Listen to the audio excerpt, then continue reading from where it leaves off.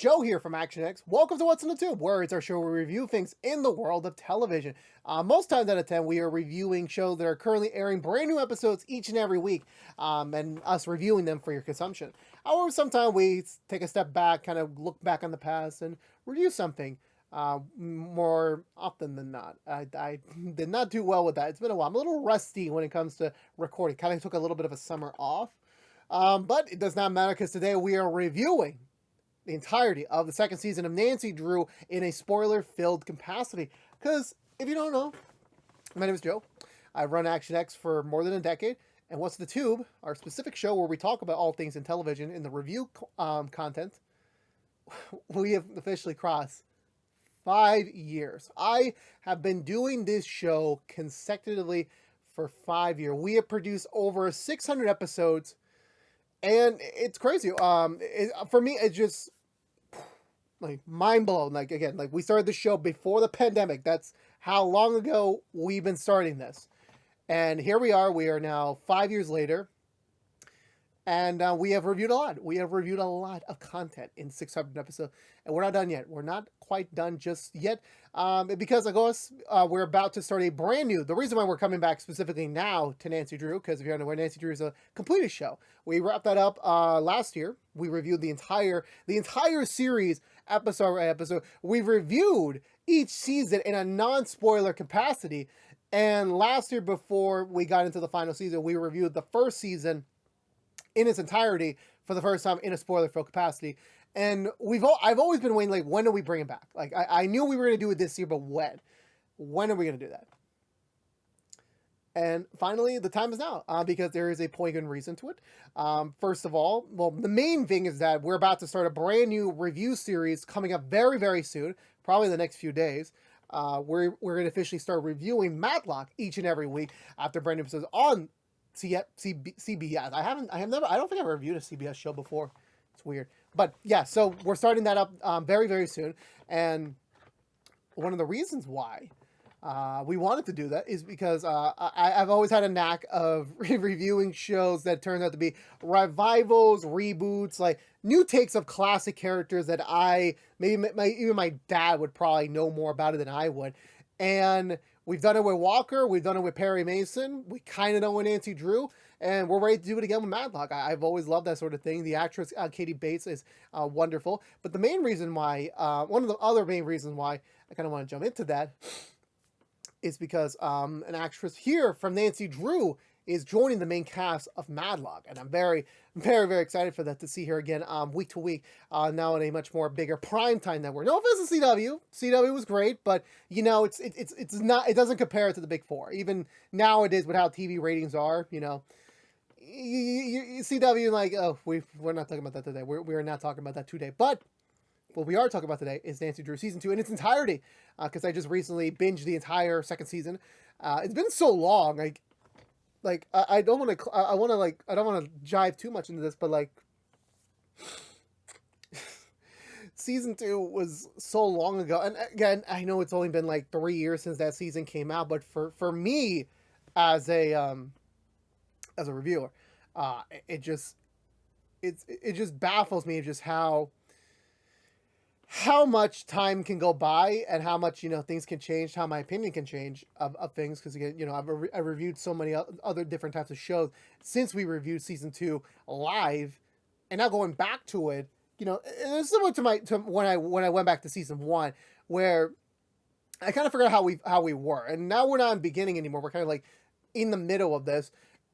I don't think I've given season 2 a lot of credit where it deserves. Where season 2 did a lot in terms of like having to wrap up all the season 1 storyline and tell its own season storyline, having to continuously evolve these characters, and as with many season 2s, you know, expand the cast, bring in some new people, and in some cases for this show particularly, expand the universe. And I think they did a lot on their plate, and I think they accomplished most of it. I will say some things kind of came quick and fast, and again, it's a TV show. You kind of have to always introduce new things to keep the audience engaged. There have been shows where I've seen in the past that I don't think I've reviewed before, where they would have a tendency to, like, here's the simple core idea, now let's stretch it to 23 episodes. with not really much progress. It didn't feel like we were making much progress. Like, I know people are gonna really say like, oh, like we miss the old days of like every year we can get like 23 hours of content from a TV show, which is great, which is very much great. But I don't think there's a consistency to it. I don't think so, because you're asking the writers to basically pull out 23-hour scripts every year, not even like brash the whole year, every television year, and expect it to be great. Which again, it has been done, it has been popped, but not everyone's like that. Not everyone is onto that level. So as much as people like complain about nowadays that, oh, like we have to wait like years for the next season for like 8 episodes and then we're done for another few years. Like, okay, yeah, that's not the exact way, but like at least for me, it's like if they're up to quality, I'm willing to wait. If they're not up to quality, then what are you doing?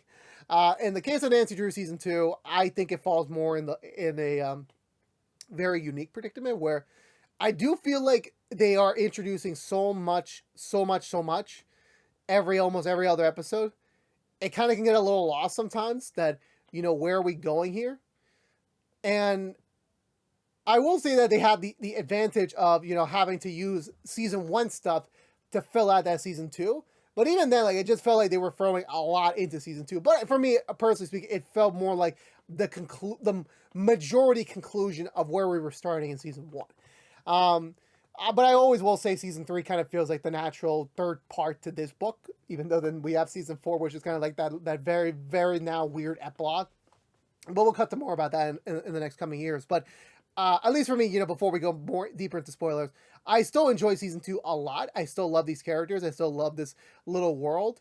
And I will admit, yeah, there is a lot of things they were doing that, like, I felt more like, they were just trying to like try their hands on many different things, and at times my tea's still super piping hot. That's why my freaking like my hand was like doing this. But overall speaking, Nancy Drew season 2, my only spoiler free opinion about it before we go to spoilers, I very much enjoyed it. I still very much like it, but I will admit they do a lot of things that don't really stick the landing that much. With that all being said, let's get down into it a little bit more deeper. But just in case, please do not watch further if you don't want to get spoiled for the entirety of Nancy Drew season 2. You can watch it on Max. I believe you can still watch it on the CW app. I may be wrong about that, or you could purchase it on DVD wherever you get your. Actually, no, it's only on Amazon. Forget about that. So with that all being said, let's get down to it. So we pick up season 2 immediately after season 1, because again, if you weren't entirely aware, season 1 was supposed to be your traditional 23 episode season. The 5 episodes that we kicked off season 2 where we're supposed to be in season 1. However, pandemic wise, they could not film those scenes. They couldn't film those episodes because they went under lockdown. They didn't know when things were going to come back to normal. And eventually it became much of the question mark of, wait a minute, where do we go? What are we going to do? And when they were eventually like ready to kind of go back into it, like into a very hybrid extent of like we're not really back, but we're kind of back, that sort of ordeal. We got to immediately pick it up because it was a bit weird. Like they kind of had different sections of season 2, where season 2's first half was mainly picking up where the season 1 left off with the Allegra. I'm thinking more of the Flash character.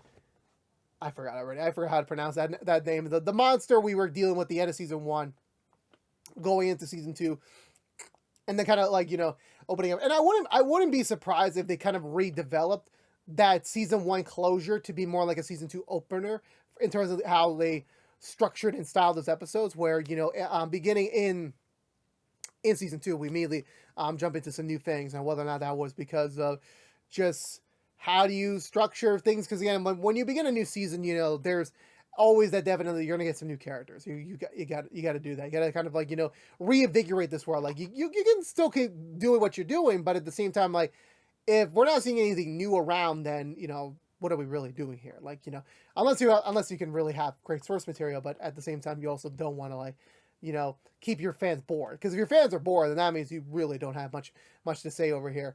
And that's kind of what they do here, where like I wouldn't be surprised if the original versions of these episodes, the first 5, were not introducing certain characters. Like Detective Tomura joins the cast. He's the brand new chief honcho of the oh damn, I already forgot the name of the damn town they stated. I already forgot. I do apologize. I'm supposed to review the name show. I don't remember the name of the town they live in. I forgot. I was trying to like stretch it out to like so if I can remember, but I cannot. He's the new head of the honcho of the police department, and then you have a two brand new supporting characters in the. Damn! I am horrible with names. If this is your first time watching me, I am horrible with names. Like, even though I watched this entire 18 episode season, I am very, very horrible. I know it starts with a B. I know that much. That's all I remember. That's really, really. I remember the Gil and damn, I forgot the sister's name. I forgot. But anyway, the point is that we get introduced to brand new characters, expanding more on the existing characters, and which is your traditional season 2 formulas that you kind of have to keep the fans engaged, but at the same time you do want to like kind of begin to create some new characters, begin to create some new plotline, and also like have that carry throughout the season, which worked out for better or for worse, mind you speaking. And now looking back on it, and in terms of like the looking back on it, and now having watched the entirety again, in a much more bingeable format than I was doing the week to week, I definitely felt like there was more like like there was a feeling of like, let's stretch out the Allegra story a little bit. Like, again, I felt like it because again they had that pre-written, they made some adjustments in post, and that's kind of what they really had to do here. But it felt like for me, like, I originally thought that this was a 4-episode thing, but once I realized we got to episode 5 and we were still tackling this, I'm like, oh right, we were still doing this, mind you. But in terms of play here, I do understand, like, like you have to kind of find a way to like give fans what they want, which is more episodes, because they waited such a long time to get back to it, and obviously they didn't want to rush it out and like just kind of like create some things. But I feel like the Nancy Drew, in terms of a show, they're only one of their weird weaknesses, and it comes and goes. It's not a very consistent weakness. Is there, I guess, expectations, like the inability to really like commit to something, mind you. At least when it comes to the beginning of season 2, like there wasn't really much of that. They were just trying to like, let's finish off what we had written. Let's, keep it going. And again, it's perfect that they took up 5 episodes. So in reality, the core season 2 was only 13 episodes, if you really want to think about it, in that structure. But I feel like even though the Allegra, like, really like kind of, stretches toll a little bit, there were some, fun things we were able to do, some really emotional moments. I feel like at the end of the day, like it would have been poignant to have this end in season 1. And again, I can't blame the pandemic. We can't blame it really, but like it happened the way it is. And because the way, like, it felt more like a journey to end it, where like when we approached the end of the 5th episode, we got that line from Bess where like, this is my family. And coming from her, like, just found a new family, her biological family, and now she's saying, "Oh no, you 4 are my family." And I'm like, I felt that really, but at the same time, I felt like it's a little bit rushed, a little bit. Like maybe I'm not the right judge of character because I've changed so much in recent years. But like, at least for me, I'm like, well, yeah, you guys been through some stuff, some life threatening stuff, still some life threatening stuff, life death stuff. But at least the way I viewed it was like, just in the general sense of like, I will admit they have grown closer, and that it's still, I remember an episode title I wrote for one of my reviews back in season 1, like, I did Nancy do this before, Solo. And I feel like this isn't still like, this is like the Nancy Drew that you love in the books. I feel like she never comes back really, even in this season. Like, cause one thing we explored in themes of this year was identity, where where is everyone kind of going? Where in the first 5 episodes we are focusing on their last days of life. There is a possibility they could die, that they will not make it out of this. Nancy's kind of really not thinking of it that much. Bess would, like, of course, finally getting what she wants and then having this death curse put upon her. George and Nick kind of the same, with their whole like with their romantic elements finally getting together, and then like having it become a footnote in the history of this town of Horseshoe Bay. I now remember the name. I remember the name now, and I have no idea why My voice is getting stuffy. I have no clue. The weather's changing here in New York, so I hope it comes back later. Anywho, so when we cut back to just after season one's like leftovers, and we go to season 2, it's kind of more like cultivating those new identities, kind of like trying to like move forward from things, but not really being able to like fully commit, if that makes sense. Where Nancy kind of still has to deal with like being a Hudson, which is one of the most infamous families in town of Horseshoe Bay. Then you have George slowly getting to more of the more like because again, like sometimes with TV shows, not all times, they do use real world knowledge and events to kind of influence certain decisions of the show and kind of like, you know, raise awareness. That's how I like to think of it. Where going into season 2, like Nick is trying to find his place. You know, he may have the girl, he may have a little nice friend group and a business, but you know, he does notice certain things that are like, you know, kind of baffling for him and like that no one really is fighting about. And George gets stuck with a brand new friend inside of her as she's trying to like, you know, move forward and like really kind of like enjoy like what life could be really now, but she can't really, if that makes sense. And with the Allegra's leftover, like the real Allegra person before she became the spirit, becoming a part of her, which we'll talk more about that in the character section because I found that to be amusing. Yeah, but overall speaking, like I think like again going back to my criticism, like they focus on something, but then they really don't at the end of the day. Like when they were ending the first, I guess, core of season 2, and they were introduced this concept of like Nancy let open the floodgates of Horseshoe Bay's, you know, infamous spirits, and we only get to really deal with that for a few episodes, and then when we continue on to the rest of season 2, we kind of just focus on pre-existing things that are already there that had nothing to do with the opening. And it felt like, I remember when I was reviewing at the time, like I felt like that was going to open the floodgates to kind of what I was expecting the show to go to, which was, you know, a week-to-week kind of Scooby-Doo type of thing where it's a new mystery.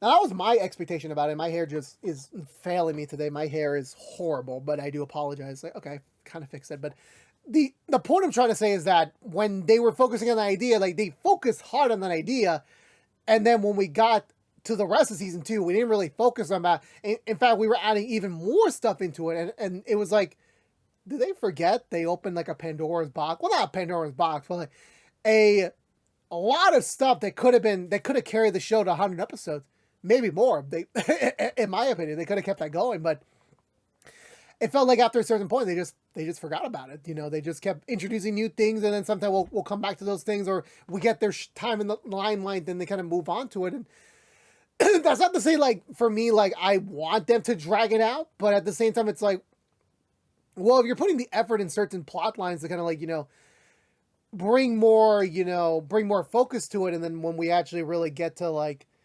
the next thing, you kind of forgot about it, and I'm like, okay, then what was the point of introducing the last stuff? You didn't really need it. Like, that's kind of how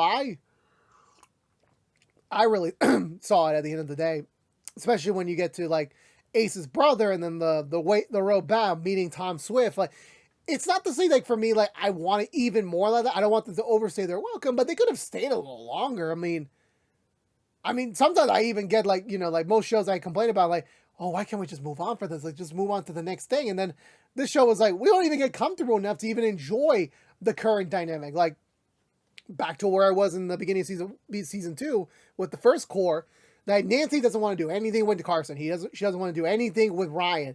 And then, again, people's perspective can change. I find it to be believable. But at least if you're going to own up to that notion, like, keep it going a little longer. Like, keep it really, like, into our minds that, like, she does not like the current predicament she is. And she is doing her best to push everything away. And I feel like sometimes that works out in the benefit of the show, and sometimes it doesn't. This is the way I view it. So, and that kind of goes back to my now going to the characters, you know, this season, where they kind of like I don't remember exactly last time when we were talking about, like, were we talking about just the specific 5 or just like the little bit of the larger crew here. But for me, I'm just gonna stick with the larger crew, starting with Ryan, where I think I said this in season 1. I'll definitely say more in season 2, where for me, I felt like that character really grew a lot. Where he's again, the whole notion of like the spoiled rich kid, that sort of deal, that doesn't really vibe with me anymore. It doesn't, and I'm very happy that the writers, at least, he they could have easily just wrote Ryan and just like, I don't care about the Nancy revelation stuff. It could have just moved on with his life, just being more of an antagonistic force than in the era. But this season kind of felt felt more like we were progressing Ryan to like actually being an ally of the Drew crew. That's kind of where we were leading to, and I think they succeeded in that, especially like as he made amends kind of with George last season, and then we were getting to more partnership with Nick, especially with Nick kind of pursuing more about what Ryan's wife was leaving for him to do. Now bringing him on board as a way to like showcase his trust, like that he hates his dad too. He wants to take him down too. That he's willing to like put his entire family legacy in jeopardy to do what's right. And especially as more time passes, more time he spends with Carson, especially considering the fact that Carson's the figurative dad of Nancy, and then obviously Ryan's the biological dad. And when you get to see that more often, it created this like this genuine growth, as he learned from the people around, and he learned that, okay, I could be a good person, I could be even better than I am now, and he does accomplish that. We see that through and through with him, that by the end of it, obviously he's not going to be a dad overnight, but like the potential is there for him to actually like be a dad in his own way, even though like he may have missed the real childhood portion, but at least here he's getting another chance to really like be in Nancy's life and showcasing his worth, that what he could offer to her going forward. Moving on to Carson, I've always said this a lot during season 1, whether it was the original version or of the episode reviews or the spoiler free version. I did not like the character at first, mostly because like I was a big fan of Freddie Prinze Jr. and he was supposed to portray him, and they recasted him for some reason that I forgot about. But and then they had the current actor step in, and I immediately was like, you ain't no Freddie Prinze Jr., my boy, you are not.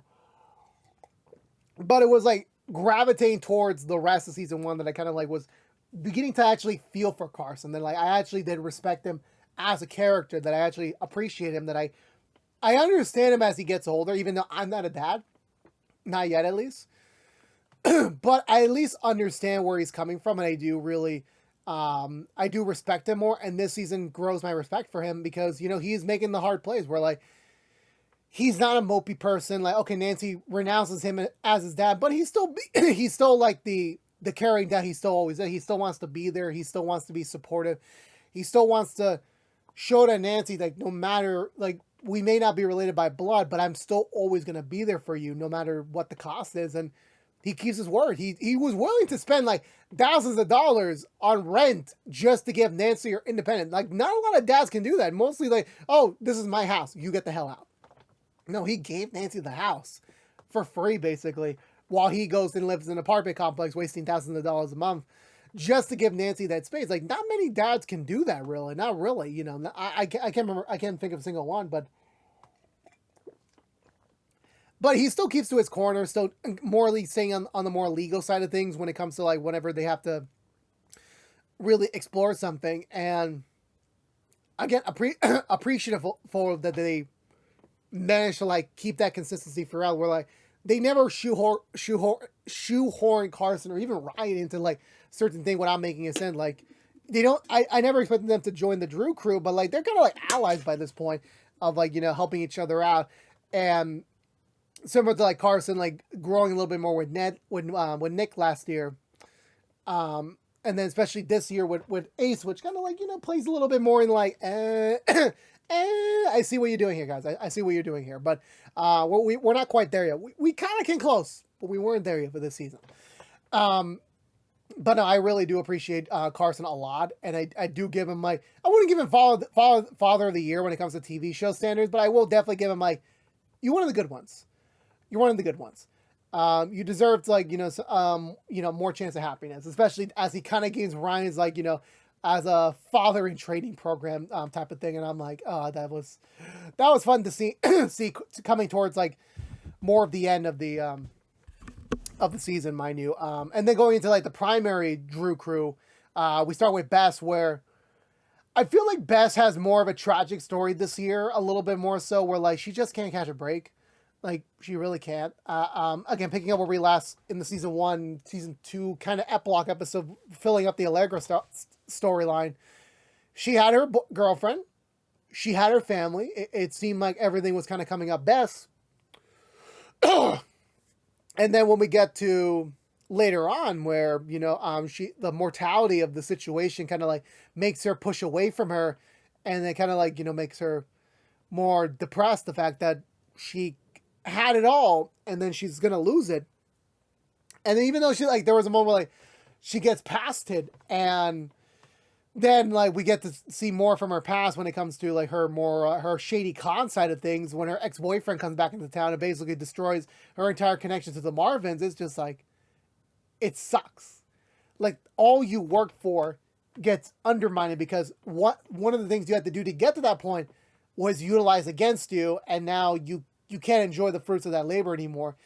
And not to say Bess is perfect, no one is, but it does showcase that karma comes due. Even though no matter what your intentions were on your action, if it's a bad action, you're going to get something bad happen to you. If you do something good, it's going to come back to you eventually. May not be right away, but it's going to be at some point. This is how karma works. And that's what happened with Bess, and it felt disappointing, really. But at least made her validate more about it, like what her current family is, what is she really morally standing for now for than ever. And then her briefly getting into like a romantic thing with the lady that inhabits George's body was just like, you can't keep waving a cookie in front of someone and then just taking away. We're like, they obviously have a thing for each other, but I don't even Bess had the right mind space for it, because like, again, like it was a very weird circumstance, but she had really nothing to work with, besides being like a friend and an ally. She never had anything really going for her. Like, I don't even want to know what that really would feel like, but it just sucks. It just really sucks by that context of things. And at least by the end of it, Bess is, again, reminded the fact that what she does have is more important than what she doesn't have. Better to have the Drew crew around her than having no one at all. And I feel even she learned that. More so this season than not. Then moving into Nick. Picking up where season 1 left off, he found the girl. He's kind of getting over, what he has been through so far, and then again now being more determined than ever to like really utilize his wealth to his advantage in order to like bring more positivity, bring more change to those around him. Even when he was briefly reminded by his mom that he does have a life back in Florida, there is a possibility he could start over again, and he opts not to take it, because at the end of the day, it's nothing but pain for him, even though like the situation he was in wasn't really his fault. At the end of the day, it was still a situation he was a part of. He couldn't get out of that. And I wouldn't either. Like, if God forbid something happens to me here in New York and I get out of it and then I have to move, like, I wouldn't come back here anytime soon. Maybe to visit, but not like to like plan a new life again here, because it's just a bad feeling. It's just the bad juju of it all. But I will appreciate for commend with Nick where what I said before about like real life events kind of having an influence of things. Obviously not obviously, but like the Floyd Martin action, just and the reminder of how certain when it comes to crime statistics, how things are really looking at that. He uses that to his forgot the right word to use, but like for his own like conversational point of like, he notices that, especially when we get to that kind of like that whodunit episode where Nancy has to solve a case within the confines of the police station. What a great bottleneck episode that was. And, Nick constantly reminding everyone, like, had this been a different ethnicity, had this been a different person, this would have been solved already. But because this was a certain, because she was African-American, or in this case, Black, I should have said that. She was a Black woman, stuck in a very tricky situation, and certain people's assumptions of the world kind of got the better of them that led to her death. And it hurts him because, again, like that, even though like he can't really relate to that 100%, he can relate to the fact that like, when he was in that situation, like they just looked at him because, oh, you're black, you may, and you're the only one here, you caused this problem. That was the natural assumption of things. And again, there was no video camera, there was no anything of the sort to acquit him right away. It didn't really help him that much. He kind of felt for that, especially in that moment. And then even when we got to Tom Swift later on during that backdoor pilot episode, where like, yeah, he's reminded of like how Horseshoe Bay doesn't really have much of a black community. I think they more talk about that in season 3, but like in this season, like, you know, he very much, it's felt where like he even mentions to Tom that if I really want someone who knows how to give me a haircut, I would have to drive 3 hours away, 1 hour or 3 hours away to the nearest barber shop that can even adjust for me, and then back. And it's like, sometimes again, we're not privy to the locations we choose, but he does see that like he's starting to become noticeable of the problem. And then especially as, you know, he gets more more and more through the season 2 conflict of just how people, especially whether they're related to the supernatural, just people in general of their own upbringing, like they didn't have the right support system, and you know that because the people that have the power and the money doesn't want to provide for that. He believes in himself to like, no, I can provide for that. I can do that. I have the resources now. I can honestly give them the opportunity to like be able to change, be able to grow, to be able to become better persons of themselves, better versions of themselves before anything bad can happen. And that's kind of where we left off for him this year. But like most of the time, like I do admit, like, yeah, Nick definitely, he grew the most. He became more mature in that regard. It's just like realizing it's not just about him. It's about the entire picture. And he's, you know, making the moves finally to like really adjust for that.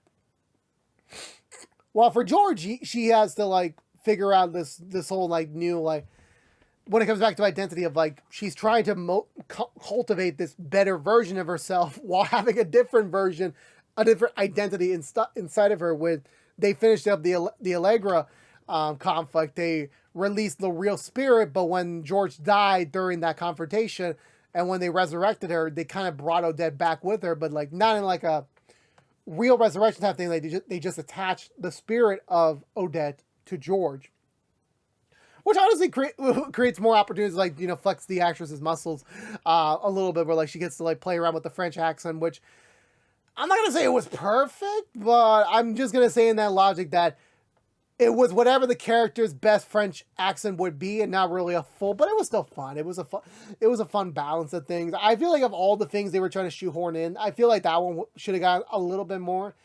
But they did play around with it a little bit, especially when it comes to George's family, of like them meeting her, and then like they're not even like shocked by it. They just look at Odette as like the cool aunt that sometimes visits in George's body at times, and I find that to be a very nice analogy of the whole situation. But for George, like she's just trying to, like, you know, similar to season 1, where like she's just trying to keep things in order. She's still trying to do that in season 2, but trying to like make what she has now, having an understanding of like, this is how things should be, like a real proper friendship, a real proper partner, a really good family. Also, I'm still surprised how George's mom is not in this season whatsoever. Like, she still technically has 3 daughters to look after, and yeah, she just ran away, and I'm like, huh. And they're just totally chillax about it. They're really totally chillax. As for her relationship with Nick, I still find it to be sweet, like, you know, coming from different backgrounds, different upbringings, and then them still able to kind of like, you know, see where the attraction is for each other. And it does definitely open up more of a different side to George, to kind of give her more of that more romantic, loving side, which again, like I have some experience in this, but like seeing someone having to repress that because the people they were in, the living situation they were in, didn't really benefit to them, like really expressing it that much. You know, seeing George, not sure it always, like George is still got to show her machismo side of her, but definitely when she is able to like kind of let go, especially with Nick, and like kind of just being a supportive girlfriend, like a real proper one, I think it's sweet. It's really, really sweet. Even though that George tries not to be sweet at times, because It wasn't what it was. Then going into Ace, which again, I still, after all this years, still stand as an Ace stan. I still very much support him. I still remember the pilot where they were trying to pivot him to a different direction, but since he was such a damn good actor, they made him a little bit more of a better human being. And I think of all people, I'm still surprised Ace is the one. You look at him and he's like kind of like the moral compass, where he's not one to make jokes. He's not that chill, but definitely he is the straightforward one. He very much is, especially giving him a little bit more detail when it comes to both his dad and his romance side. Going after Gil's sister, which again was a very sweet. I say sweet a lot this review. I don't know why, but it felt like he was filling a void, like getting that comfort he didn't know he really needed. There's a lot of different type of romances, and when you can find something of comfort, it fits well. And then especially him revealing more about himself this year, where last year was like even like being surprised by all the connections he really knows, and then this year specifically like revealing that he has a half brother because his dad had a different relationship with someone else prior to him and his mom, and him trying to wrestle with do I feel right about doing that, about trying to reach out to him in a forceful way, even though someone has to do it, at the end of the day, this being the case where he kind of is instigating to get to know him more. Was it really the right way to do it? I don't really know 100%. It just kind of depends on the person.